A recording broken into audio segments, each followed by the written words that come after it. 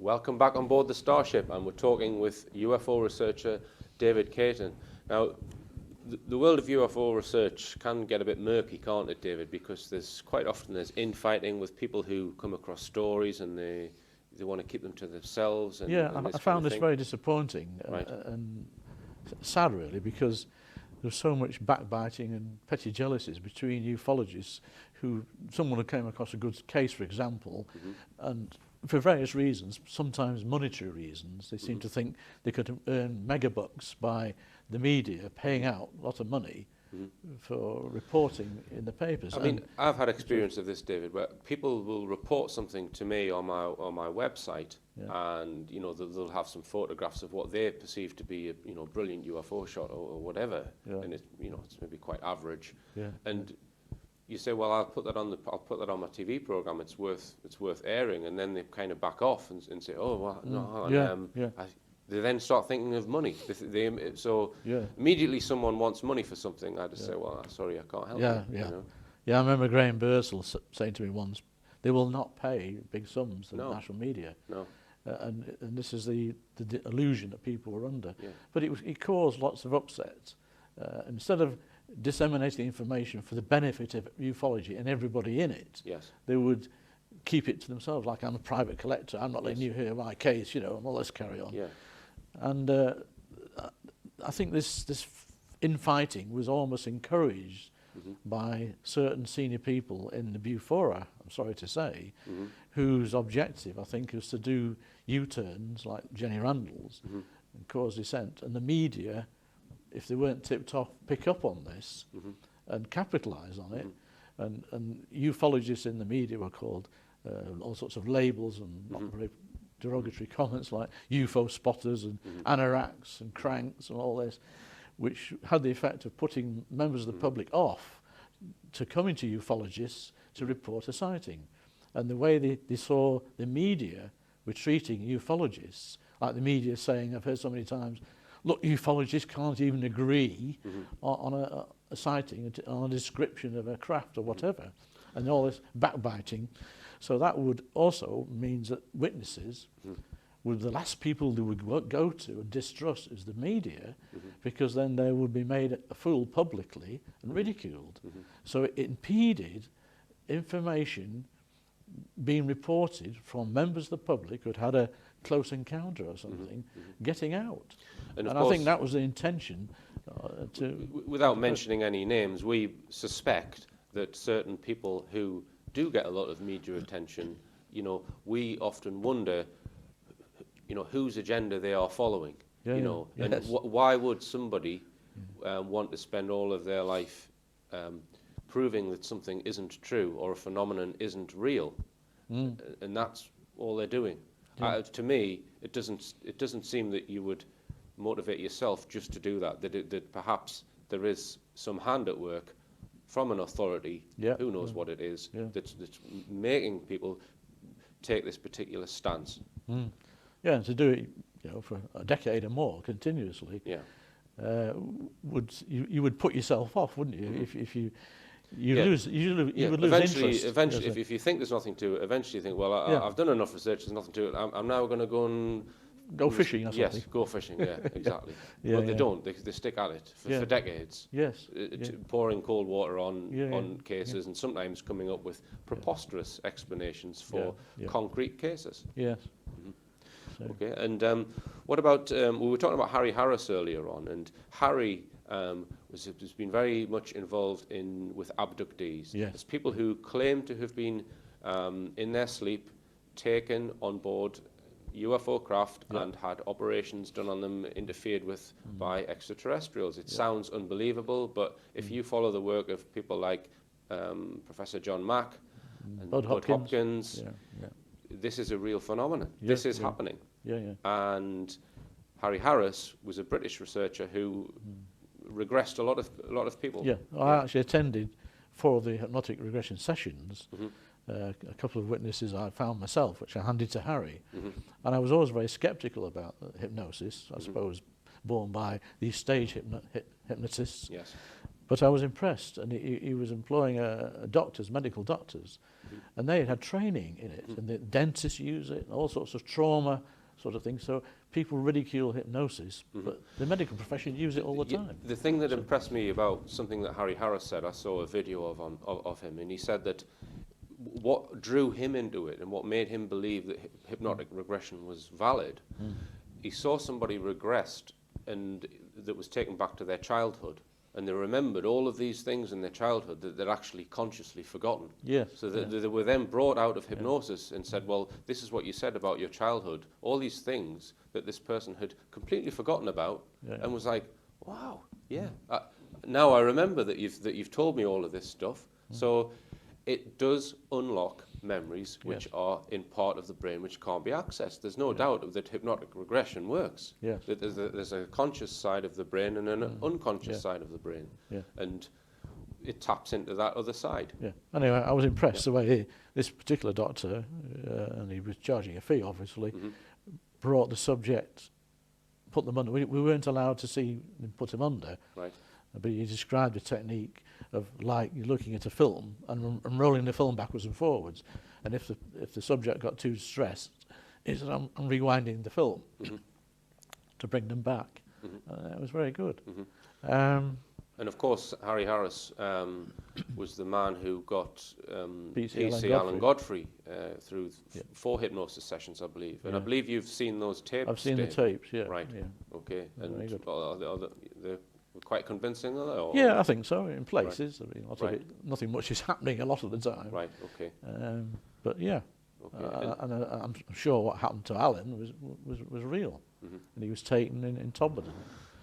And Harry, the BBC did this program, a Horizon program, about alien abduction. About abductions, yes, claims, and it was fronted by Dr. Susan Blackmore, who was a psychologist, I think, with Bristol University. It's kind of the public-friendly psychologist. Yes, you know, all bubbly and she's a very presentable person, you know, that personality, which she's very good on screen.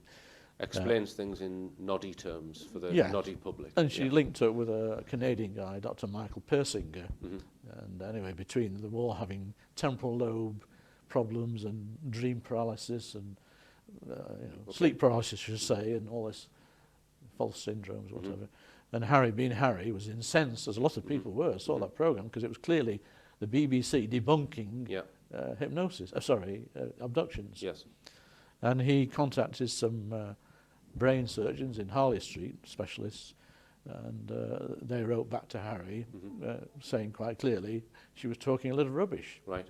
Okay. And out of order. And Harry had this information, and he went to this Lapis conference in Lytham St Anne's, again late 90s, I think. And the chairman was Sam Wright at the time, negotiated a slot. He wasn't scheduled to speak, and to spend 10 minutes reading the comments from these brain specialists. From the brain specialists? Yes, to shoot down. What the BBC had shown on the Horizon programme. Particularly Susan Blackmore, Right, okay. And he'd done that and sat down, and they were about to start the next afternoon session. And again, this was a Bufora-linked associated conference. And the next thing, and I was reporting on it for Quest magazine, the proceedings, and they allowed me to run a tape recorder just to help as an aide-memoire for me to write the notes after, so I wouldn't forget what all the speakers have said. And it was the first time that Nick Pope had appeared on a UFO platform, and the national press did a bit of interview on the stage, as I remember. So this would probably be just after he left his employment at the MOD, I guess. Right. And he was now an ex-MOD man getting into ufology, so he was big news. Anyway, I don't think Nick was in the hall when this disgraceful episode took place, but and I had my tape recorder running, so I have a record of this. And this chap marched up the centre aisle, and there was 350 people in the room. Right. And he shouted out, "Harris, you are the shit on the underpants of ufology." And everyone was in total shock. Harry Harris, you are the shit on the underpants of ufology. And the vice chairwoman, who was a woman of Lapis, was also shouting to back, supporting this chap, whose name was Joe Dormer, in making these rude comments about Harry, which was absolutely disgraceful.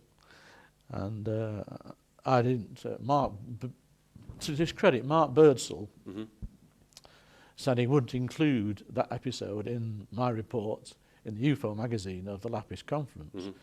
But again, it was a sign to me that there was this trouble between ufologists. And I found out that the reason why he did this was because it was P.C. Allen Godfrey again, the hypnosis tapes we mentioned earlier. Harry had lent to a member of Lapis out of interest, and unbeknown to Harry, they were mounting a Bufora conference in Blackpool, I think, sometime in the near future, and they were advertising as the main event they were going to run to the public Allen's hypnosis tapes. And they had not got consent from Allen Godfrey in the first place, nor from Harry, whose tapes in copyright they were.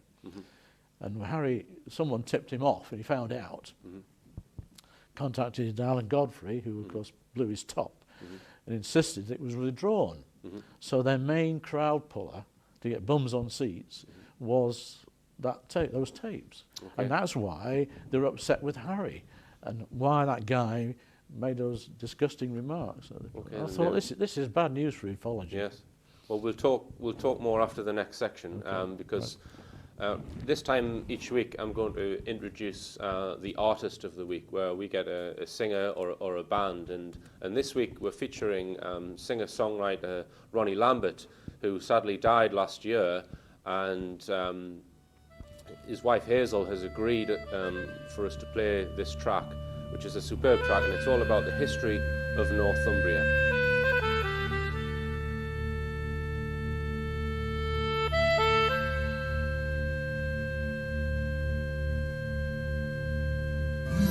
From the Tweed down to the Tees, from the Cheviot Hills to the Great North Sea, lies a realm of days gone by, steeped in bloody war and filled with battle cry.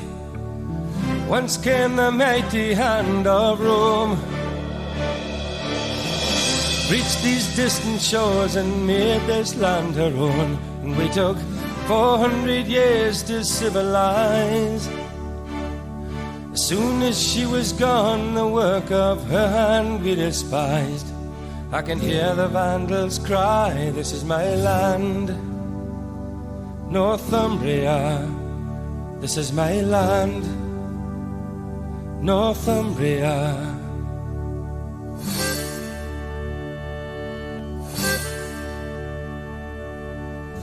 Soon the Saxon would arrive to rape and burn and pillage, nothing would survive. The Viking found his way here too. Marauders came from Mercia, seeking pastures new. Imagine young King Oswald as he knelt in prayer. Cadwallader's pagan hordes were on their way. He fought them down from Heavenfield to Hexhamshire. Those Welsh invaders died that very day.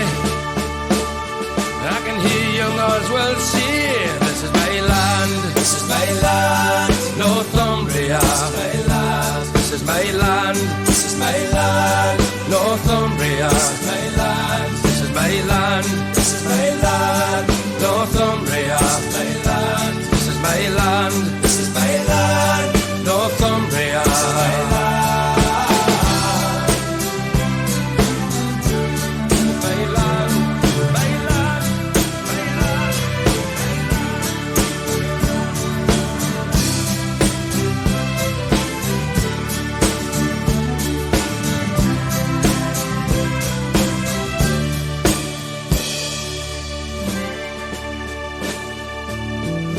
Kings have come and gone for years, and the kingdom of Northumbria has drowned in many tears. Yet her pride and spirit still prevail, in a history, in a culture, and a wealth of ancient tales.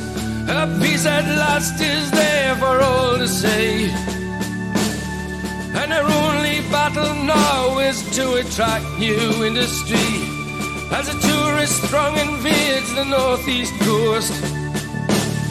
They find themselves confronted with a warm and friendly host. I can hear the northeast boast, this is my land, this is my land, Northumbria, this is my land, this is my land, this is my land.